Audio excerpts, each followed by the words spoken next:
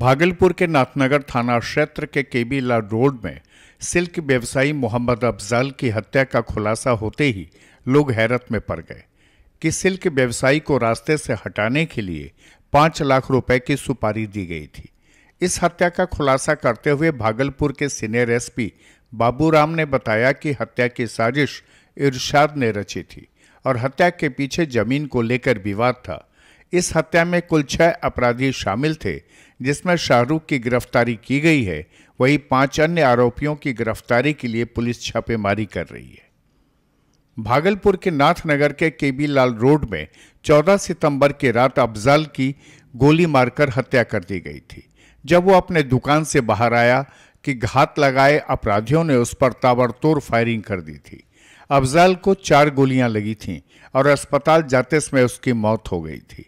अफजल एक बड़े सिल्क कारोबारी थे, जिनकी हत्या के बाद भागलपुर उबल गया था। लोग दहशत में आ गए थे। हत्या के बाद भागलपुर के सीनियर एसपी ने सिटी एसपी स्वर्ण प्रभात के नेतृत्व में एक स्पेशल जांच टीम का गठन किया था और टीम ने हत्या के आरोप में शूटर शाहरुख की गिरफ्तारी के साथ ही मामले का उद्भेदन कर दिया। भागलपुर के एसपी बाबूराम ने बताया कि घटनास्थल के समीप लगे सीसीटीवी कैमरे में कुख्यात अपराधी शाहरुख का चेहरा कैद हो गया था। पुलिस टीम 14 सितंबर की देर रात से शाहरुख की तलाश कर रही थी। शाहरुख कभी जब्बारपुर तो कभी कबीरपुर, कभी हबीबपुर में छिप रहा था और पुलिस को चकमा दिए जा रहा था। पुलिस टीम उसकी गिरफ्तारी को लेकर लगातार दबिश दे रही थी और पुलिस टीम ने शाहरुख की गिरफ्तारी कर ली। शाहरुख की गिरफ्तारी होते ही हत्या का राज सामने आ गया कि इरशाद ने अफजल की हत्या के लिए शाहरुख को 5 लाख का रकम देने का वादा किया था। कुछ पैसे एडवांस भी दिए थे, जिसके बाद शाहरुख ने अफजल को शूट कर दिया था। पुलिस को शाहरुख के पास से हत्या में इस्तेमाल पिस्टल भी बरामद हो गया। शाहरुख ने पुलिस को बताया कि इस मर्डर के लिए उसे इरशाद से 5 लाख रुपए की सुपारी मिली थी। शाहरुख ने पुलिस को बताया कि इस हत्या में कौन कौन लोग शामिल हैं, उसका पूरा नाम भी पुलिस को उसने बता दिया। कुल 7 अपराधी साथियों के सहयोग से हत्याकांड को अंजाम देने के बाद शाहरुख ने पुलिस के सामने कबूल किया था। हत्या के दौरान इस 7 में से 5 अपराधी घटनास्थल पर मौजूद थे, जबकि 2 घटनास्थल के इर्द गिर्द गतिविधियों पर नजर रख रहे थे। एसएसपी ने सोमवार को बताया कि हत्या को अंजाम भूमि विवाद के कारण दिया गया। भागलपुर के एसएसपी ने बताया कि शाहरुख ने अपने एक बालिया बयान में बताया है कि घटना के 1 सप्ताह पहले इरशाद ने अपने घर पर एक बैठक बुलाई थी, जिसमें उसके अलावा मोमिन टोला नाथनगर के मोहम्मद साबिर, ततारपुर का अमीर हसन लेन निवासी आदिल, मोमिन टोला नाथनगर निवासी इफ्तिखार, मुजाहिदपुर गुरहट्टा चौक निवासी ललुआ इस बैठक में शामिल हुआ था। इस बैठक में इरशाद ने सभी को बताया कि अफजल अंसारी जबरन उसकी जमीन पर कब्जा कर लिया है और उसे अफजल अंसारी को रास्ते से हटाना है। इरशाद ने अफजल अंसारी की हत्या की सुपारी शाहरुख को 5 लाख रुपए में दिया। उसमें से 1.5 लाख रुपए शाहरुख को एडवांस के रूप में भी उसी समय दे दी गई। इरशाद ने सभी को हथियार और कारतूस भी उपलब्ध कराया। बाकी के 4 लोगों को उनके हिस्से का पैसा शाहरुख को ही देना था। शाहरुख ने 1.5 लाख रुपए लेकर 30-30 हजार रुपए चारों साथियों में बांट दिया था। 14 सितंबर को सभी अपराधी घटनास्थल पर इकट्ठा हो गए और इफ्तिखार को पूरे घटनाक्रम पर नजर रखने के साथ ही इरशाद को जानकारी देने की जिम्मेदारी दी गई। शेष 4 बदमाशों को हत्या करने की जिम्मेदारी दी गई थी। योजना के अनुसार 9:30 बजे रात के लगभग घटनास्थल पर सभी इकट्ठा होकर अफजल का दुकान से बाहर निकलने का इंतजार करने लगे थे। जैसे ही अफजल अंसारी अपने बाइक लेने मुख्य सड़क पर आया कि पहले से घात लगाए बदमाशों ने अफजल को निशाने पर लेकर गोलियां बरसाने लगे। अफजल को 4 गोलियां लगी थीं। घटना को अंजाम देने के बाद शाहरुख फहीम के कपड़ा के लूम कारखाने में जाकर सो गया, जबकि इफ्तिखार घटना की जानकारी इरशाद को देकर गुप्त स्थान पर छिपने के लिए भाग गया। इरशाद और साबिर घटना के तुरंत बाद रात में घर छोड़कर अपने निकट संबंधी के पास ततारपुर में जाकर छुप गए थे। घटना के बाद शाहरुख सुपारी की शेष राशि लेने के लिए इरशाद के घर के आसपास चक्कर लगा रहा था। इसी क्रम में वह पुलिस के हत्थे चढ़ गया। शाहरुख ने बताया कि अपने हिस्से का पैसा उसने अपने भाई को जानवर खरीदने के लिए दिया था। सिटी एसपी शुभम आर्या के नेतृत्व में नाथनगर इंस्पेक्टर ततारपुर थानाध्यक्ष सुनील कुमार झा के साथ साइबर सेल ने तकनीकी निगरानी सीसीटीवी फुटेज की मदद से शाहरुख को दबोच लिया। शेष अपराधियों की गिरफ्तारी के लिए पुलिस टीम लगातार छापेमारी कर रही है। 14 सितंबर की रात में नाथनगर थाना अंतर्गत अफजल नामक एक व्यवसायी की हत्या कुछ अपराध कर्मियों ने गोली मारकर कर दी थी।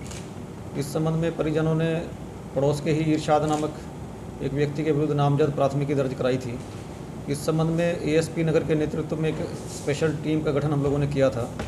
टीम ने आसपास के घटनास्थल से लेकर जितने भी 4 दिशाओं में जो रास्ते थे सभी के सीसीटीवी फुटेज चेक किए।